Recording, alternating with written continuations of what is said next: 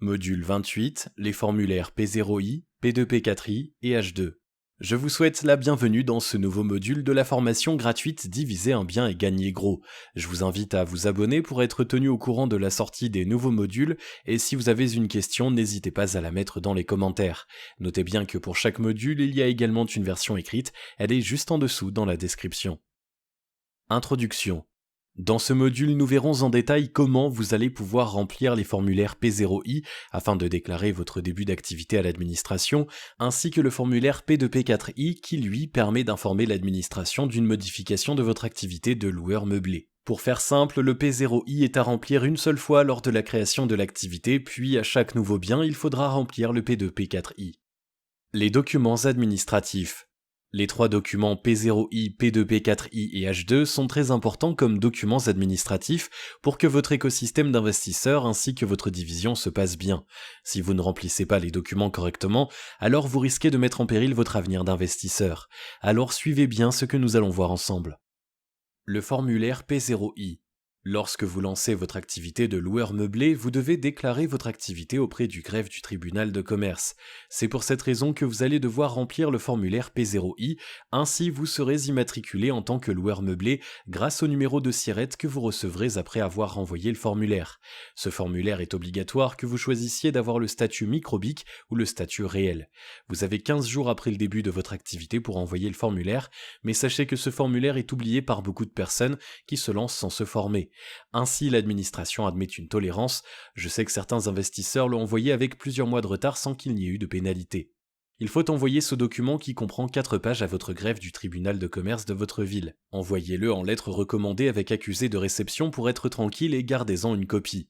Attention, pas la ville où vous habitez, mais la ville où se trouve le bien immobilier que vous allez louer. Quelques semaines plus tard, vous recevrez votre numéro de SIRET.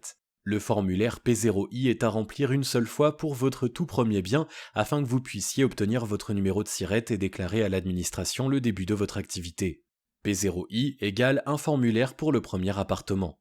Voici comment remplir le formulaire P0i. Avant de commencer à le remplir, voici la liste des cadres obligatoires à remplir, le 1, 2, 4, 5, 7, 10, 12 et 13. Voici la liste des cadres non obligatoires à remplir en fonction de votre situation, le 3, 6, 8, 9 et 11. Cadre numéro 1. Le document demande si vous avez déjà exercé une activité non salariée comme auto-entrepreneur, libéral, TNS. Si vous n'avez été que salarié, alors cochez non. Dans le cas contraire, il faudra cocher oui et mettre votre numéro de SIRET. Cadre numéro 2. Rien de spécial ici, il faudra remplir toutes vos informations personnelles, l'adresse à mettre et votre adresse personnelle. Cadre numéro 3, c'est en rapport avec une EIRL, ce qui ne sera sûrement pas votre cas. Vous pouvez ignorer ce cadre. Cadre numéro 4, il faut cocher une adresse professionnelle car votre bien à mettre en location ne sera sans doute pas dans votre RP. C'est donc considéré comme une adresse professionnelle. Cadre numéro 5, la date de début d'activité que vous allez rentrer est importante, ce n'est pas la date de début de location, il faut mettre la date de signature chez le notaire afin de pouvoir déduire les frais de notaire de vos impôts. Si vous signez par exemple le 10 novembre chez le notaire et que vous mettez un début d'activité au 15 novembre, malheureusement vous ne pourrez pas déduire les frais de notaire et autres frais annexes à cet achat, comme le courtier par exemple. De plus, si vous faites des achats de peinture pendant le compromis par exemple, alors mettez une date plus tôt pour faire commencer votre activité pendant le compromis, ainsi vous pourrez y déduire des frais. Il faudra cocher activité permanente si vous louez votre bien toute l'année même si vous faites de la location courte durée. Il faudra cocher cette case. Vous devrez en revanche cocher la case activité saisonnière si vous ne louez votre bien qu'une partie de l'année. Dans activité exercée, il faudra y mettre location meublée non professionnelle. Cadre numéro 6, dans ce cadre, l'adresse professionnelle est l'adresse du bien qui sera mis en location. Cadre numéro 7, si vous êtes en création d'activité, alors il faut cocher création. Cadre numéro 8 et 9, vous pouvez ignorer ces cadres, c'est au cas où il y a plusieurs exploitants. Cadre numéro 10, ce cadre est important, il ne faut pas faire d'erreur. Il faut choisir BIC réel micro si vous souhaitez être en micro-BIC, mais je pense que ce ne sera le cas de personne. Si vous souhaitez être au réel, alors il faudra choisir l'option réel simplifié. Pour la date de clôture comptable, généralement on met au 31 décembre, c'est le plus simple pour la gestion. En face, le cadre TVA en lien avec le BIC, il faut cocher sur franchise en base, ça permet de ne pas gérer la TVA du tout. Au niveau du cadre en dessous de BNC avec en face la TVA, ça vous n'y touchez pas. Cadre numéro 11, vous pouvez y mettre des observations si vous souhaitez ajouter des informations. Cadre numéro 12, en adresse de correspondance, mettez votre adresse personnelle, ce sera plus simple pour y recevoir des courriers des impôts plutôt que de mettre l'adresse du bien. Mettez également un max d'informations comme 2 numéros de téléphone, le mail, afin d'être sûr d'être joignable facilement par le service des impôts. Cadre numéro 13, il faut cocher le déclarant et mettre la date et l'endroit où vous l'avez fait. La date à cet endroit n'a pas d'importance. Dans formulaire PUIRL, cochez non, puis vous signez. Veuillez noter que le greffe pourra mettre plusieurs semaines avant de le valider afin de recevoir votre SIRET, donc ne vous inquiétez pas si vous n'avez pas de nouvelles du greffe pendant un bon moment. Le plus important en cas de contrôle est que vous ayez rempli et renvoyé ce document avec la preuve de l'envoi en LRAR. Ce formulaire vous permettra de déclarer votre établissement principal de votre activité.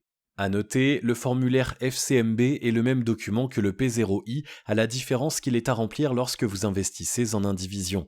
Si tel est le cas, il ne faudra pas remplir le P0I, mais bien le formulaire FCMB pour le démarrage de votre activité. Le formulaire P2P4I. Le formulaire P2P4I vous permet d'informer l'administration d'une modification de votre activité de loueur meublé. Le but de ce formulaire est de rattacher à votre activité de location meublée des établissements supplémentaires sur votre même numéro de sirène. Ainsi, le service des impôts et l'administration sera au courant de la modification de votre activité qui sera dans votre cas l'ajout d'un établissement. Vous avez acheté votre premier bien et vous avez fait les choses correctement, vous avez envoyé votre formulaire P0I si vous investissez seul ou le formulaire FCMB si vous investissez en indivision. Étant un investisseur rentable, vous n'allez pas vous arrêter à un seul appartement, il faudra donc remplir ce nouveau formulaire. Pour tous les nouveaux biens immobiliers, il faudra remplir le formulaire P2P4I. Vous avez déjà un appartement avec lequel vous avez déclaré votre activité de loueur meublé. Désormais, vous achetez un immeuble de 5 appartements, il faudra remplir un formulaire P2P4I pour chaque appartement. Néanmoins, il se peut que vous ayez un immeuble en entier. Étant donc en monopropriété, vous pourriez ne remplir qu'un formulaire P2P4I pour un immeuble entier. Cela dépend des villes. Je vous invite à appeler le greffe de votre ville et leur dire que vous avez un immeuble en monopropriété et leur demander s'il ne faut qu'un formulaire P2P4I pour l'immeuble entier ou un pour chaque appartement. Dans la théorie, P2P4I égale un formulaire pour chaque appartement supplémentaire. Voici comment remplir le formulaire P2P4I. Cadre 1, vous devez cocher la case Modification, puis parmi toutes les propositions, celle qui semble le plus juste est la case Autre, c'est celle que je coche. Cadre 2, le numéro unique d'identification que vous devez mettre est votre numéro de sirène qui se compose de 9 chiffres. Vous l'avez reçu par courrier quelques semaines après avoir déclaré votre début d'activité en loueur meublé lorsque vous avez rempli le formulaire P0I. Pour le reste de la case, rien de compliqué. Cadre 3 et 4, ces cadres ne nous concernent pas.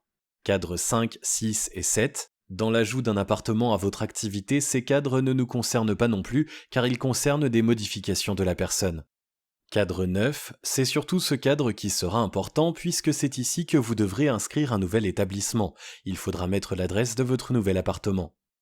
Cadre numéro 13, en adresse de correspondance, mettez votre adresse personnelle, ce sera plus simple pour y recevoir des courriers, des impôts plutôt que d'y mettre l'adresse du bien. Mettez également un max d'informations comme 2 numéros de téléphone, votre mail afin d'être sûr d'être joignable facilement par le service des impôts. Cadre numéro 13, il faut cocher le déclarant et mettre la date et l'endroit où vous l'avez fait. La date à cet endroit n'a pas d'importance, puis vous signez. Le formulaire H2. Pour que les impôts puissent recenser les constructions nouvelles et établir leur valeur locative cadastrale, vous devez remplir le formulaire H2 pour chaque appartement créé. Il faut envoyer le formulaire H2 une fois que les travaux sont terminés. Ça permet de prévenir de la division au niveau des impôts pour le calcul de la taxe d'habitation, taxe foncière ainsi que les impôts seront à jour de vos nouvelles bases foncières. Pour que l'administration mette à jour ce changement, ça peut prendre plusieurs mois à un an, donc ne soyez pas inquiets si ce n'est toujours pas mis à jour au bout de 6 mois par exemple.